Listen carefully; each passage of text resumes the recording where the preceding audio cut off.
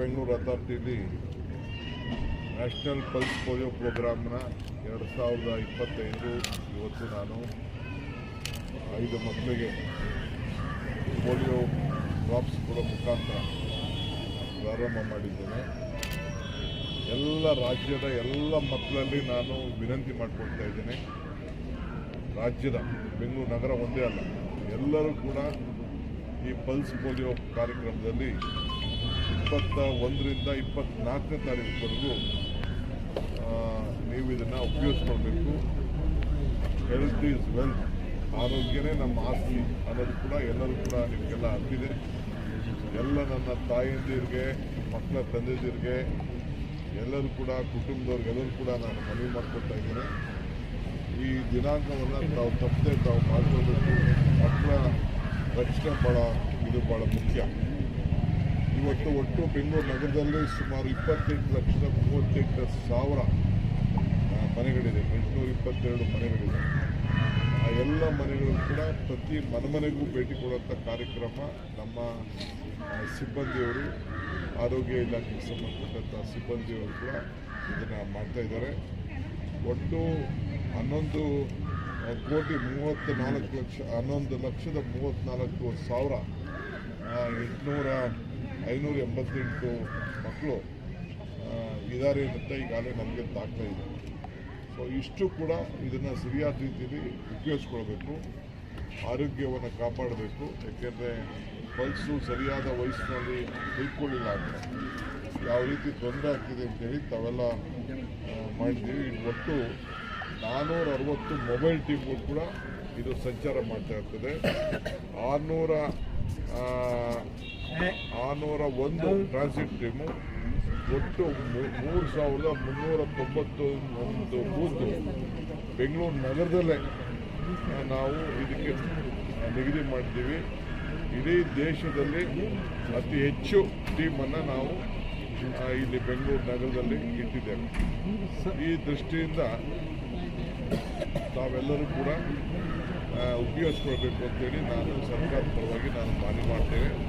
ಇನ್ನೊಂದು ಭಾಳ ವಿಶೇಷ ಅಂತಂದರೆ, ಇಡೀ ದೇಶದಲ್ಲೇ ಒಂದು QR ಕೋಡು, ಇದನ್ನು ತಾವು ಗಮನದಲ್ಲಿಟ್ಕೊಳ್ಬೇಕು.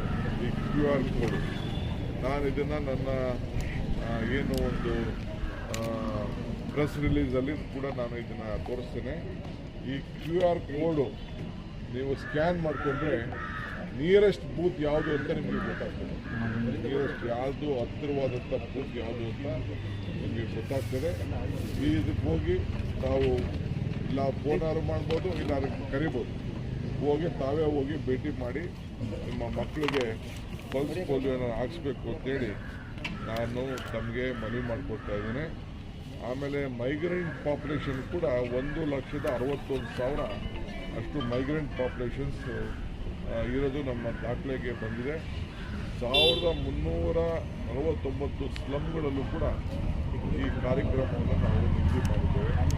ದಯವಿಟ್ಟು ತಪ್ಪದೆ ಎಲ್ಲ ತಂದೆ ತಾಯಿಯರು ಈ ಕಾರ್ಯಕ್ರಮದಲ್ಲಿ ಭಾಗವಹಿಸಿ ಮಕ್ಕಳ ಆರೋಗ್ಯವನ್ನು ಕಾಪಾಡಬೇಕು ಅಂತೇಳಿ ನಮ್ರತೆಯಿಂದ ಎಲ್ಲರಿಗೂ ಮನವಿಯನ್ನು ಮಾಡ್ತೇವೆ. ರಾಜಣ್ಣ ನಮ್ಮ ಶಾಸಕರು, ನಮ್ಮ ಜೊತೆ ಮಂತ್ರಿ ಆಗಿದ್ದವರು, ಭೇಟಿ ಮಾಡ್ತೇವೆ, ಸೋಮವಾರದಿಂದ ಭೇಟಿ ಮಾಡ್ತೇವೆ, ಇವತ್ತು ಭೇಟಿ ಮಾಡ್ತೀವಿ. ಫುಲ್ಲು ನಾನು ಮಾತಾಡೋಕ್ಕಾಗಿಲ್ಲ, ಏನು ಮಧ್ಯಾಹ್ನ ಗೌರ್ನರ್ ಮನೆ ಕಾರ್ಯಕ್ರಮ ಅಂತ ಭೇಟಿ ಮಾಡ್ತೀವಿ.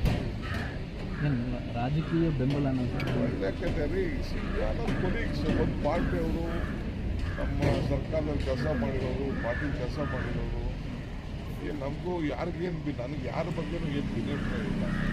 ಮಾಧ್ಯಮದವರು ಕೆಲವು ಸಂದರ್ಭದಲ್ಲಿ ಕೆಲವು ಹೇಳಿಕೆಗಳು ಕೊಟ್ಟಿರ್ತಾರೆ, ಅದಕ್ಕೆಲ್ಲ ನಾವು ಬೇಜಾರು ಮಾಡ್ಕೊಂಡಾಗ್ತದ.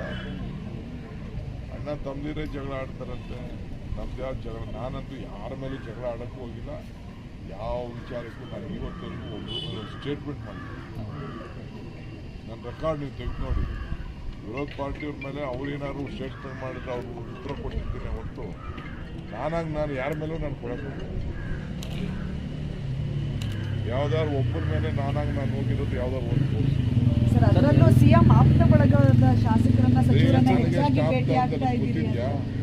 CM ಅವ್ರಿಗೂ ಸಂಬಂಧನೇ ಇಲ್ಲ. ನಾನು ಅವನ ಅಪೆಕ್ಸ್ ಬ್ಯಾಂಕ್ ಅಧ್ಯಕ್ಷ ಮಾಡಿದ್ದೆ, SM ಕೃಷ್ಣ ಗೌರ್ಮೆಂಟ್. ಅವರು ಜನತಾ ಪಾರ್ಟಿಲಿದ್ದರು, ಸಿ ಎಂ ದಳದಲ್ಲಿದ್ದರು. ನಾನು ಕಾಂಗ್ರೆಸ್ಸಲ್ಲಿ ನಾನು ಅವ್ರನ್ನ ಅಪೆಕ್ಸ್ ಬ್ಯಾಂಕ್ ಅಧ್ಯಕ್ಷ ಮಾಡಿದ್ದೀನಿ ಅಂತ ರಾಜಣ್ಣವ್ರಿಗೆ ಗೊತ್ತಿದೆ, ಕೇಳಿ ಅವ್ರು ಹೇಳ್ತಾರೆ.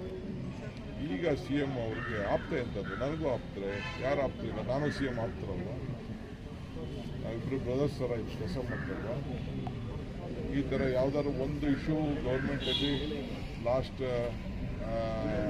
16 ವರ್ಷದಿಂದ ನಮ್ಮ ಪಾರ್ಟಿಗೆ ಬಂದಾಗಿಂದ ಯಾವ್ದಾದ್ರು ಒಂದು ಇಶ್ಯೂ ಏನಾದ್ರು ಡಿಫ್ರೆನ್ಸ್ ಆಫ್ ಒಪಿನಿಯನ್ ಇದೆಯಾ? ಎಲ್ಲೂ ಒಪಿನಿಯನ್ ಇಲ್ಲ.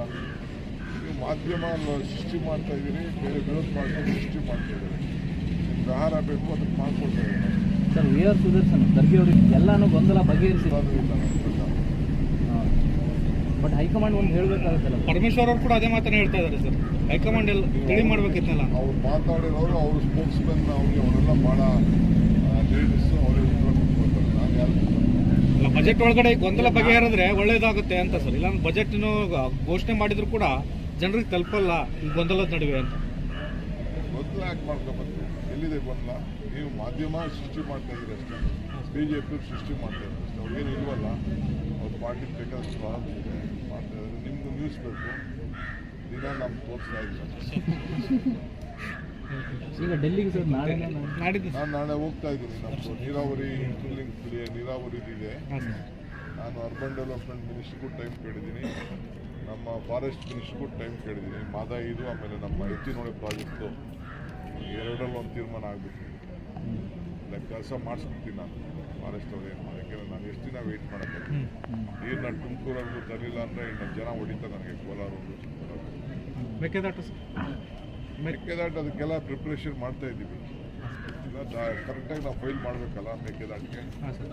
ನಾವು DPR ಫೈಲ್ ಮಾಡಬೇಕು, ಅದೆಲ್ಲ ಇದೆ.